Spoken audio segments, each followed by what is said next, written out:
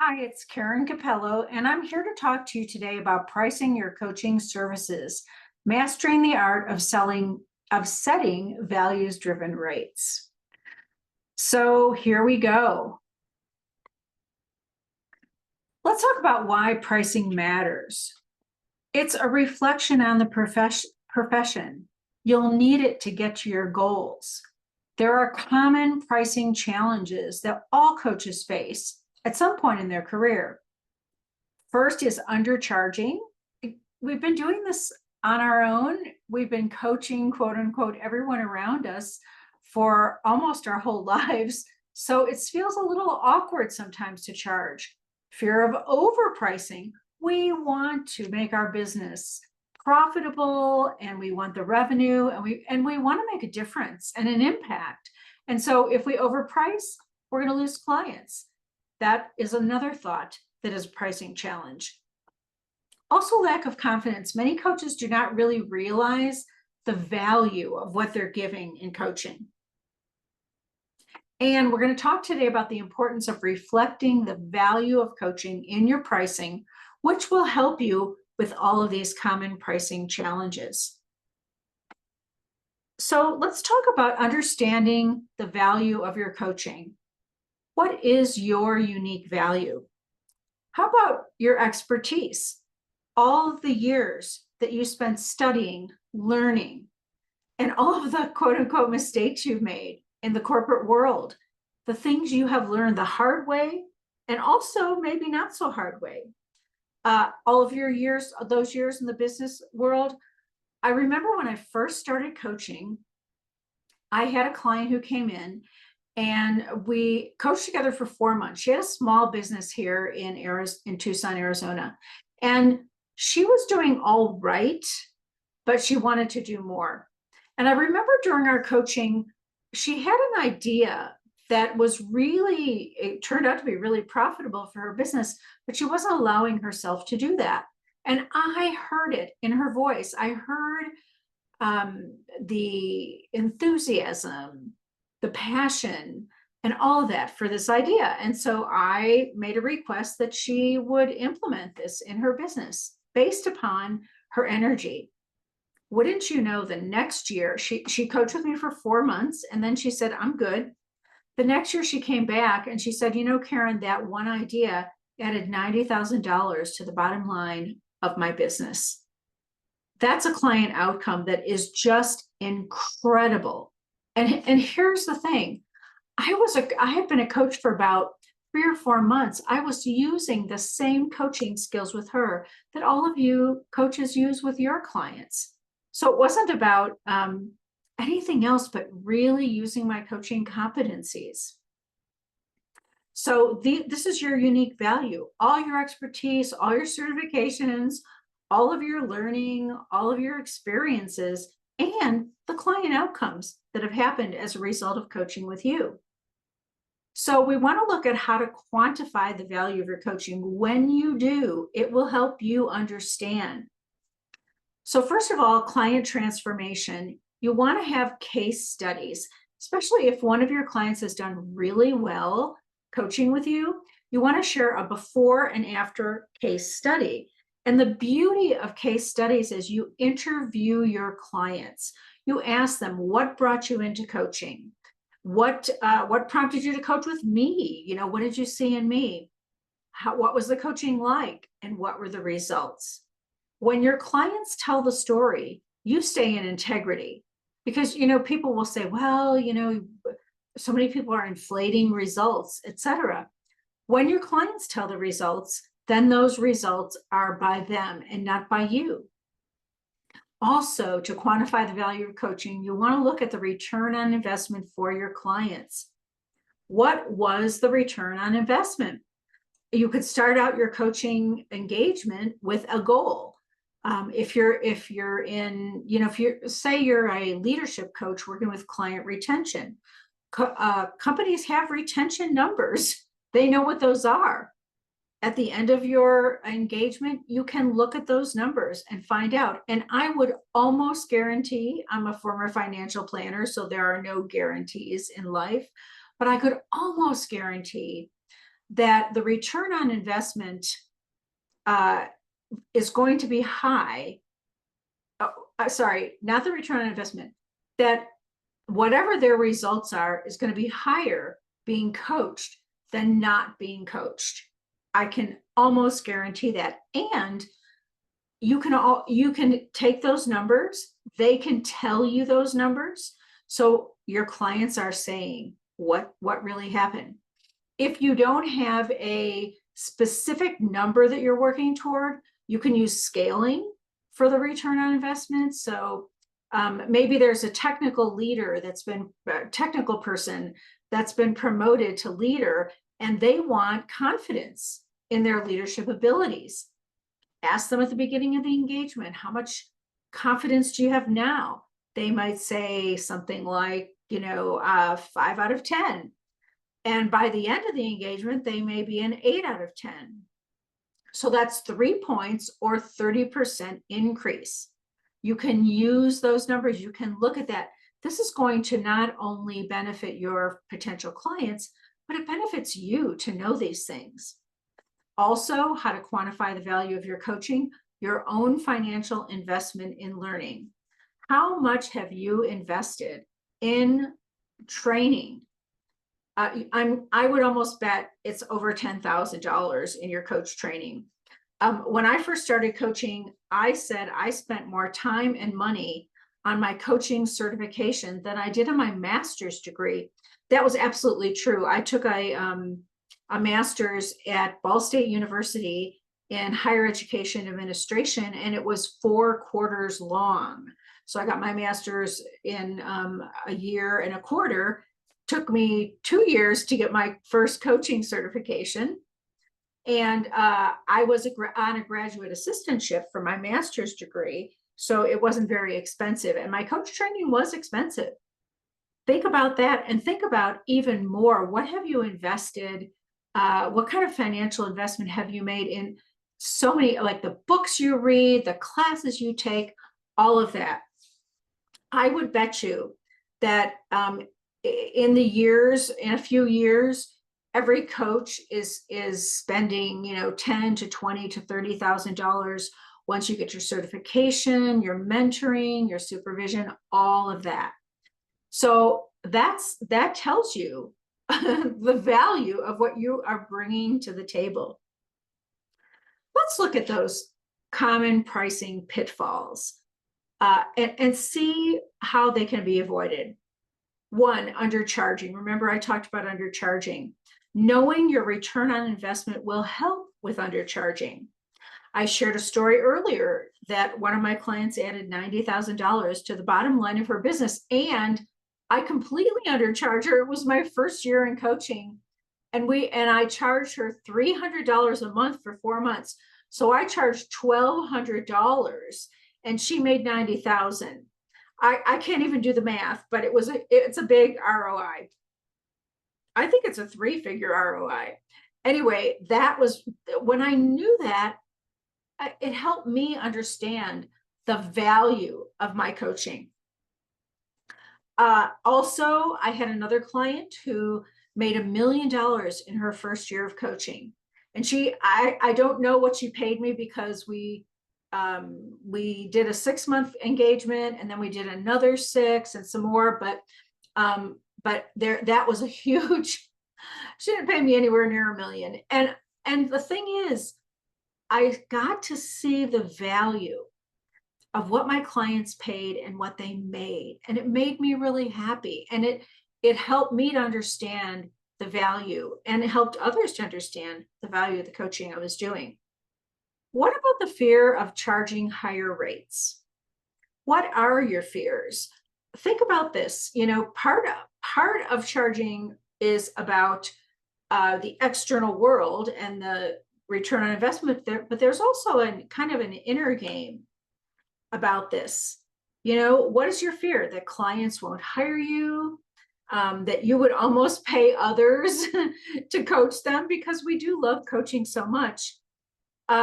What are the fears? And just take a moment right now and think about what those fears are and how you could overcome them. As coaches, we have so many ways of overcoming fears. So pick your best way that you have of overcoming the fear of charging higher rates.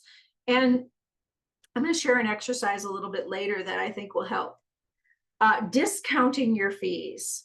So I never use the word discount anywhere in my vocabulary and what I put out to the world.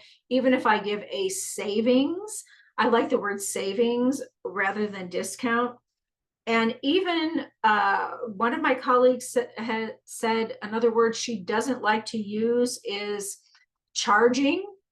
She uses the word investment. It's not a charge for coaching, it's an investment in coaching. These words will help your clients understand what they're doing. And discounting your fees, do not discount. You can give savings, and I'll talk a little bit about how to do that in a way that is in integrity, but also will help you. You don't just want to say, okay, I'll give you a 10% or 20% savings for no reason. You want to give some reasons. So we'll talk about that in a little bit. Let's look at some pricing models. Think about what your annual income goal is. So you want to look at what's your annual income goal, so you can base this on your goal. How many hours per week or per month do you want to work? And then how many weeks per year do you want to work? So let's just think about if you want to make really round figures, $100,000, and you want to work 50 weeks, that means your income goal is going to be $2,000 per week or $8,000 per month. And if you sold two $4,000 packages each month, you'd make $8,000. So think about it like that. You could base it on your income goals. You could also calculate by hours and sell packages. So I do not recommend hourly pricing. I recommend charging by the engagement or the package. The reason is, when you charge by the hour, your clients tend to be nervous about asking for more time if they need it, or on the other hand, if you say, I give you 2 hours a month and 1 month they don't use the hour, then they'll ask, can I move it to the next month? And then the engagement gets moved out, and it really doesn't serve anyone. But you can use the hours to calculate. So if you think you're gonna work with, we had leadership, you're gonna work with leaders on employee retention. And you're going to have a package of, let's just say, 6 months, and it's going to be $1,000 a month or $5,500 if they pay up front. Now, this is very reasonable pricing. If you're starting out, this is perfect pricing for you. And actually, many executive coaches are charging much more for this kind of thing. But let's just say you're doing that. You sell the package. This way, if your client needs a little bit of extra help, yes, you can help them, and you don't have to readjust everything. The other thing is, if you're doing a really great job, you can get what's called scope creep, which means that they're asking you to do more and more and more based on this package. You can always renegotiate it, and that's not hard to do. If somebody asks you for something else other than what you have written in your proposal, you can say, well, that's beyond the scope of what we have here, and I'm happy to quote you on what that would be to add that into our package. So you could do that. The other pricing model that I really like is a retainer-based pricing. And this is for like really busy professionals or small companies. You can do unlimited coaching sessions for a monthly retainer. And one of my friends did this when we first started out in coaching. It was really great. I can't remember, but let's say it was a small company. They paid her $5,000 a month. And I believe they had maybe 10 employees. So any employee could have as many coaching sessions per month as they wanted. People are way too busy to be, doing more than one coaching session a week. And a lot of them can't even find the time for that. So that's a nice pricing model, because you could get that money coming in month by month by month, and then just coach the people that need it when they need it. So those are a few pricing models that I think would work well and have worked well for many coaches. Let's look at some pricing strategies that really work. We talked about values-based pricing when we started here. If you have a return on investment from studies. So if you're talking to somebody about if they would like to work with you as a coach, the ICF has a lot of great studies on the value of coaching, a return on investment, the percentages of productivity that occur. And so you could actually share that with your potential clients. You could look at the ROI from your own clients. In our Quick Start Intensive, for example, we've been running this program for 6 years, and we take measurements. We ask for income during the program, and the average income per coach is between 25 and 30,000 for the 3-month program. So that we know that, and we can say, okay, we can charge 7,500 because we know that the average is between 25 and 30K that people are making. So this is the way to look at it from your own clients. You want to aggregate. You don't want to give one or the other unless people are willing to give you a case study and be known. And then your own return on investment. Look at what you're making. Look at what you have done. I tell the story of, this was like, I think 7 years ago when I worked with a coach and who had a 3-month program. And the average that coaches were making at the time in that program was $54,000 in that quarter. And I had never made $54,000 in a quarter before. So I set a goal of 55 because I thought, okay, I'm a little above average, but I was still a little nervous about it. And I made that goal. So I took the program again and I set a goal of 75,000 in a quarter, and I made that goal. And then I took it one more time and I set a goal of 6 figures, and I made that goal. And no one was more surprised than I was, but that worked. I can tell that story that actually did happen so that I can share, I've done this, my clients have done this, and according to the ICF studies, other coaches have done it. So those are good strategies that work. Another way of, another pricing strategy that's really effective is bundling your services.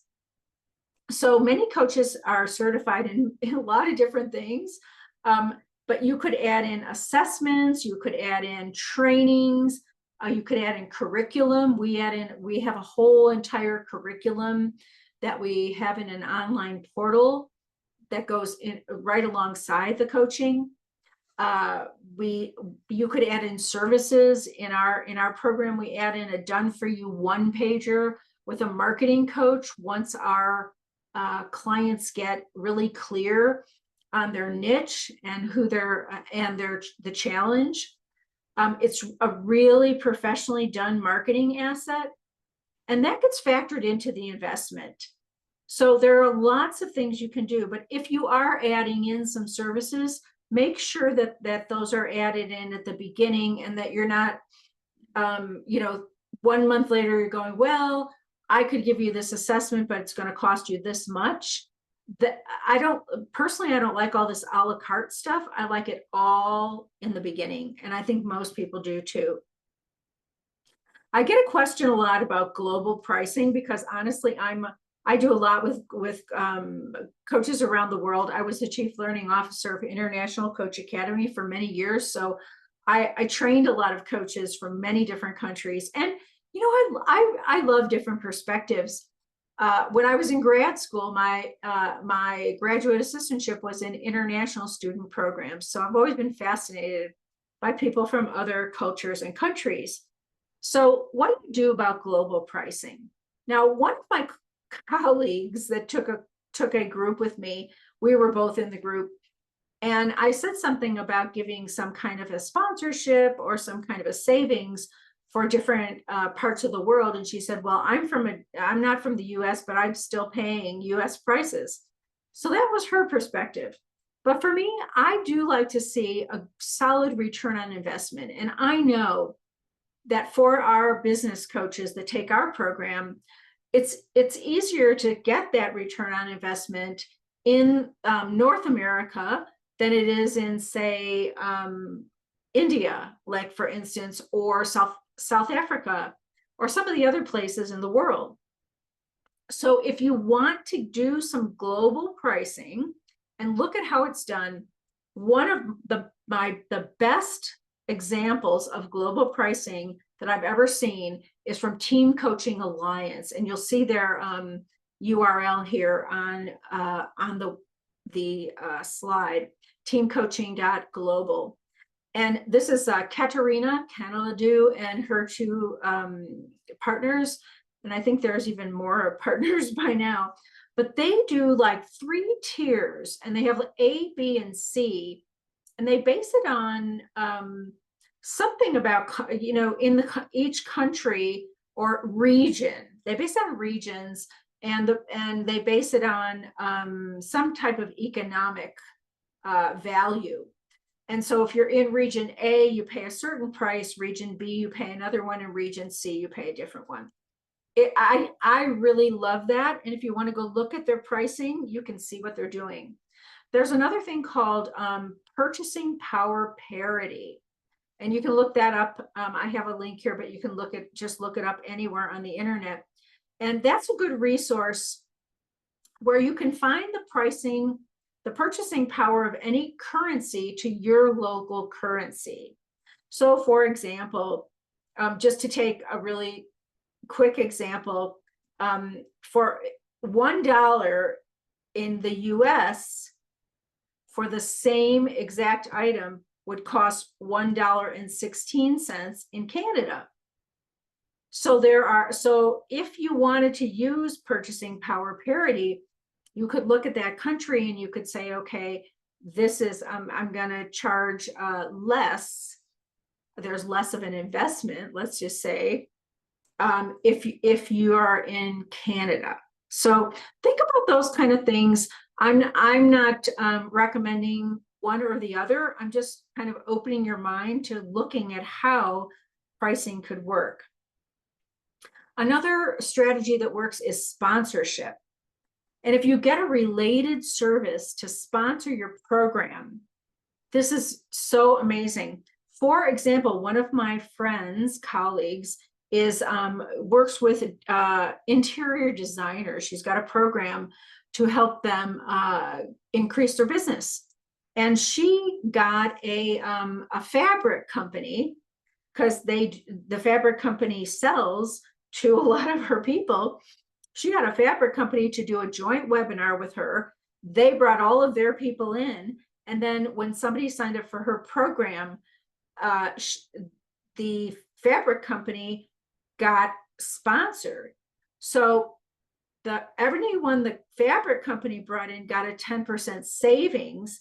And then I believe even the fabric company got 10% commission. Because if you're willing, even if you were willing to give up 10 to 20%, if a company is bringing in and sponsoring all of these clients to you, and you don't have to spend any time marketing or any money marketing, that could work very well for you. So think about if there is a sponsor. The other way to sponsor is, one of our other clients is working with nonprofits, and they know people in a family foundation. And so what the family foundation said is, we will give matching funds to the nonprofit to get into your program. So they also do a 12-week program. So I'm not sure what they're charging, but let's just say they're charging $6,000 for the 12-week program. That means that the nonprofit organization pays $3,000 and the family foundation gives a matching $3,000 for that. So that's a pretty good deal. Also, if you want to do some sponsorships for your programs, who has your clients? You could also get a benefactor to be a sponsor. We do have a sponsor that is willing to help. Now with sponsorship, you don't want the sponsor to pay the whole entire amount. You want them to give some type of a savings. We have a sponsor that's a benefactor that when those coaches are out of North America, they are able to help based on the ROI. And so we can sponsor a portion of the tuition so that the return on investment is strong. So when you're thinking about pricing, think about some of these strategies and which one is more aligned with who you really are. All right, let's look at how to confidently communicate your pricing. First of all, your mindset. Your pricing is a reflection of your expertise. You didn't just show up in coaching one day and from nowhere. You are standing on the shoulders of many years of expertise and experience. And so you can charge, you can have the investment be more than just brand new. Another way to confidently communicate your pricing is to present your rates in context. So you always share positioning pricing first. There's a book called Persuasion, and it says if you share a higher price first, your pricing will sound like less in the person's mind. So for example, if you were to say, normally the investment for our quick start intensive is $7,500, and we have our early bird or early adopter rate for the next week is $6,000. Now they hear the $7,500 and the $6,000, and $6,000 sounds like a lot less than $7,500. So put together some positioning pricing and then give your rates. You can also, another way to present your rates with confidence is using the mirror method. I learned this many years ago. So here's how it goes. Look into the mirror, stand in front of the mirror and look into your mirror, look into your own eyes and bring to mind a client that got great results with you. Somebody that you just really enjoyed to work with. They followed through, they were super accountable, and they got their results. And just think about them and bring them into your mind.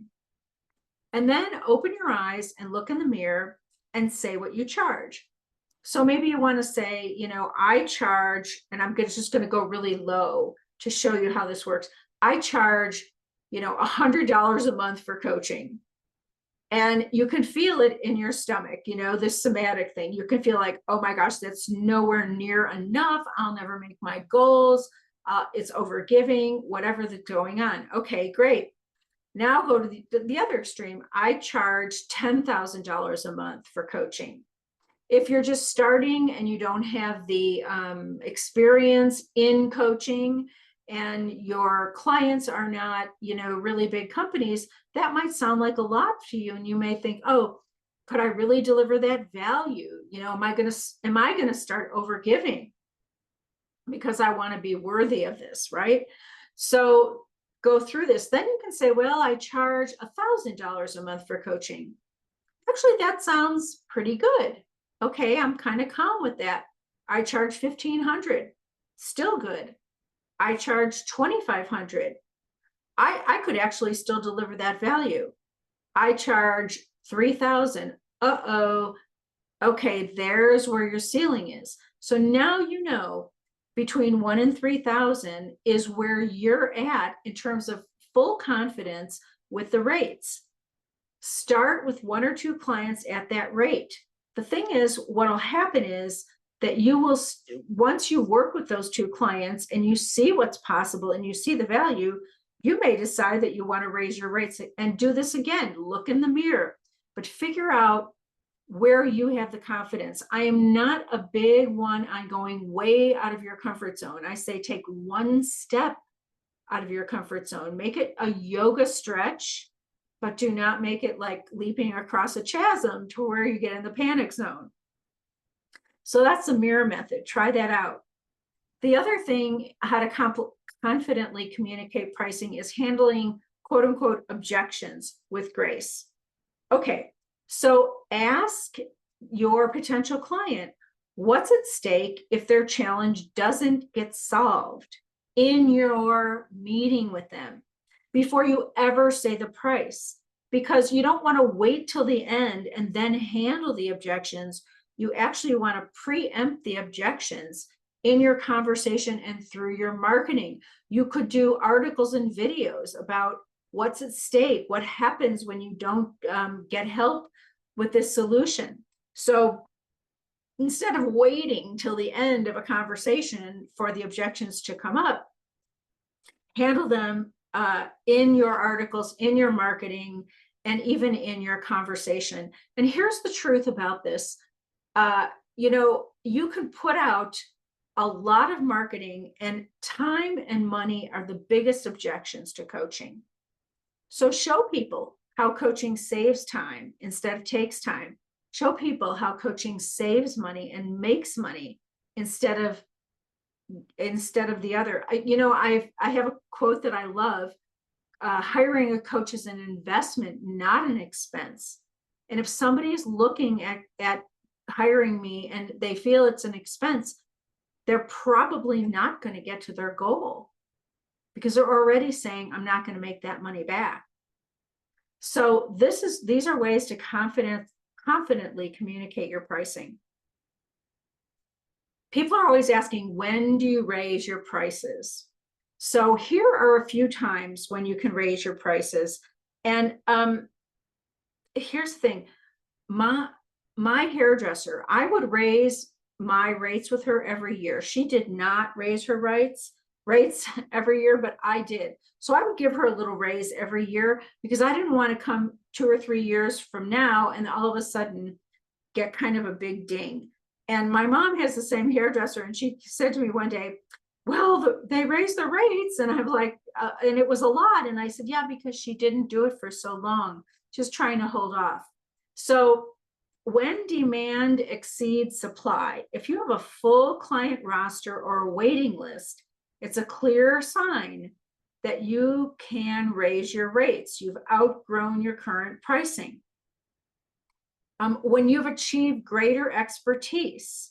So as you gain a new credential, what I did is when I first started coaching, I did 1 month of coaching for free with business people that were just referred to me.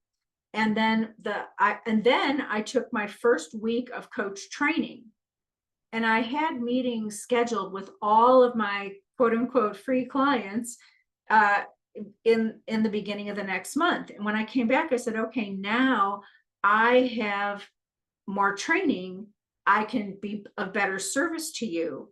And I was able to get people into coaching at a rate that I wouldn't have been able to ask for the month before. If you get a new certification, if you get a new way of helping them, you can raise your rates. When your client results have improved, if your clients are achieving bigger and faster results, your coaching is delivering that impact, and your price should be heightened to reflect that value. If it's been over a year, as a general rule of thumb, many coaches review their pricing annually. One of the things I do is I tell my clients, if you stay with me, I will honor your pricing. If you leave and come back, then you will come back at whatever the current pricing is. So I do have clients that I've been with for many years, and I'm happy to give them great pricing because they have been very loyal to me. And if you've outgrown your initial pricing, if you set your original rates when you were starting out, they may no longer match your expertise. So once your business is established, it's a good time to reassess and raise your pricing. So how do you raise your prices? Let's look at that, because sometimes it can feel a little awkward. Communicate value, not just the price. So, and if you want to raise prices to your current clients, you could let them know that that you are of the value that they have received. Emphasize the impact of your coaching and the transformation that they've gotten. And then give them a courtesy notice in advance. This could be like, 30 to 60 days. And let them know that you're going to be raising your prices. And so say you're giving 3 coaching sessions a month, and you raise your prices, and you can say, okay, if you'd like to stay at your current rate, we can go to 2 sessions a month. Or if you want to stay at your current 3 sessions a month, this is what it's going to cost. So give them an option. Offer loyalty pricing. I mentioned this earlier, let them lock in their existing rate. Introduce new packages or services. So if you want to increase your pricing, give them maybe a new assessment or a new something. Or I was talking about earlier, we give we have a done for you 1-pager. There's a whole bunch of things you can give them as you raise your prices so that they feel that they're getting more. Stay confident and don't over explain. Just let people know this will be the pricing. And add value with the price increase. Additional session, maybe like, okay, we're going to have a price increase, and because I'm increasing in a couple months from now, the first month of the price increase, I'm offering, an extra assessment, something else. You want to keep adding value. Now, I do have some wording here that I'm going to share because everybody says, how do I say this? You could say something like this. After much consideration, I've decided to raise my coaching fees to better reflect the value and transformations my clients are experiencing. As of January 2025, my new rates will be $3,000 per month. If you'd like to lock in the current rate before that date, please let me know. I'm excited to continue supporting your journey and look forward to the incredible progress ahead. Easy peasy. Here's the other thing.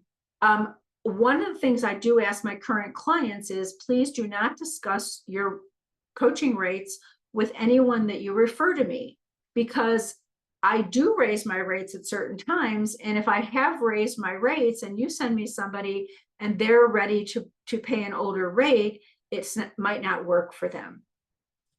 Okay. So we've gone over a lot here, and I'm really excited to share all this with you. Let's look at where we've been. We looked at understanding the value of your coaching, because that's going to give you confidence in asking for the right rates. We looked at common pitfalls and how to avoid them. We looked at some pricing models and pricing strategies, and also how to confidently communicate that pricing and when and how to raise your pricing. So we've gone through a lot here. If you have any questions, please connect with me on LinkedIn. Let me know that you've seen this video and that you have some questions, and I'll be happy to answer them. Connect with us, KarenCapello.com. We have lots of free events. We have lots of great resources. You can sign up on the website to be part of our community and get emails and mailing list. So I want to say, as we finish up on this pricing, thank you so much for being a coach and helping others get to their highest selves and their best goals. I know that you are dedicated to this, and I know you would probably do it for free if you were independently wealthy, because we coaches, it's a calling and a business. Hopefully this training has helped you to look at the business side and price accordingly. And remember, hiring a coach is an investment, not an expense. Thank you for being a coach and one of my colleagues in coaching, and I wish you all the best for good pricing.